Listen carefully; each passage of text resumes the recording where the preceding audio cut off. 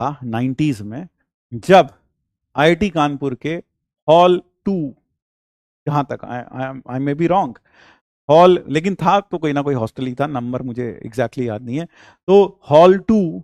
के ground floor से एक साथ 9 लोगों ने यूपीएससी, 9 से 10 लोगों ने यूपीएससी क्वालिफाई किया। दे क्वालिफाइड यूपीएससी, यानी कि उनकी अभी आईआईटी की डिग्री भी खत्म नहीं हुई, लास्ट डिग्री, लास्ट ईयर में थे वो, लास्ट ईयर में थे वो, और उन्होंने आईआईटी तो क्वालिफाई करा ही था और बीटेक कर ही रहे थे वहां से, और साथ साथ उन्होंने यूपीएससी भी फोड़ दिया, 9 लोगों ने। अब जब 9 लोगों का रिजल्ट टटोला गया और ये देखा गया कि सब के सब एक ही जगह से आते हैं, आईआईटी से, तो वहां एक इंक्वायरी, सरकारी इंक्वायरी आई और यह बोला गया कि आप लोग यहाँ बीटेक के लिए पढ़ा रहे हो कि आईएएस बनाने के लिए पढ़ा रहे हो? एक साथ एक ही जगह से इतने सिलेक्शंस पॉसिबल कैसे हो सकते हैं? नहीं हो सकते।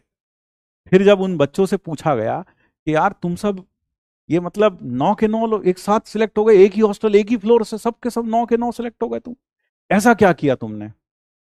तो उनमें सब लोगों ने बताया, बोले सर हम तो बीटेक ही कर रहे थे, हमारा साथ ये जो दोस्त है, ये यूपीएससी की तैयारी कर रहा था, और फिर जब ये यूपीएससी की हमसे बातें करता था कि भाई बंगला मिलता है, गाड़ी मिलती है, क्या रुतबा होता है आईएएस का, आईपीएस का, पुलिस फोर्स पूरी की पूरी तुम्हारे एक इशारे पर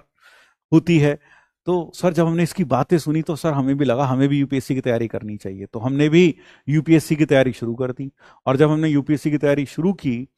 तो शुरू शुरू में बड़ा डिफिकल्ट लगता था, लेकिन फिर देखा देखी में हमने तैयारी कर ली। हम पूछा गया देखा देखी में कैसे? बोले हम रात को मेस से खाना खाने आने के बाद जैसे सोने जाते थे तो सोचते थे पानी भर लाएं बाहर से, वाटर कूलर से, तो बाहर जाते देखते थे